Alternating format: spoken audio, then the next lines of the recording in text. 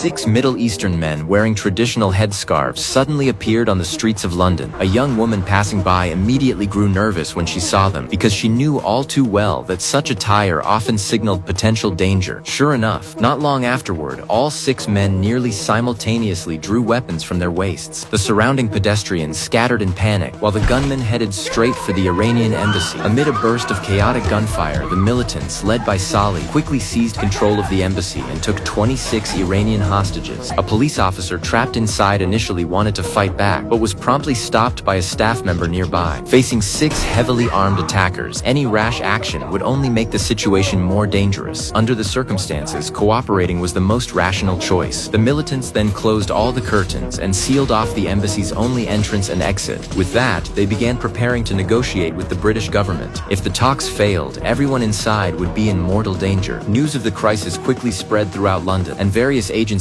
rushed to the scene, establishing a complete security cordon around the Iranian embassy. Dave was assigned to coordinate the response. After making contact with the hostage takers, Dave quickly learned their demands. The militants wanted the British government to pressure Iran into releasing 91 Arab prisoners being held in Iranian prisons. If their demands were not met, they would begin executing hostages at noon the following day. Dave was furious upon hearing this. If their grievance was with the Iranian government, then they should have taken action in Iran rather than carrying out a terrorist attack in Britain. But the situation left little room for complaints. Because the news had spread so rapidly, a large number of media reporters had already gathered outside the embassy. Any mishandling of the situation would not only endanger the hostages, but also severely damage the British government's international reputation. As the crisis escalated, it surpassed what the police could handle on their own, forcing senior government officials to take over. Soon, a conference room filled with high-ranking representatives from MI5, MI6, and the Metropolitan Police. At the same time, the Home Secretary delivered a clear directive from Prime Minister Margaret Thatcher. Britain's laws and national principles must be upheld without compromise. The meaning was unmistakable. The British government would not negotiate with terrorists. Meanwhile, British officials immediately contacted the Iranian government, but Iran adopted an equally hardline stance, making it clear that no prisoners would be released. Neither side showed any willingness to back down, and the situation quickly reached a stalemate.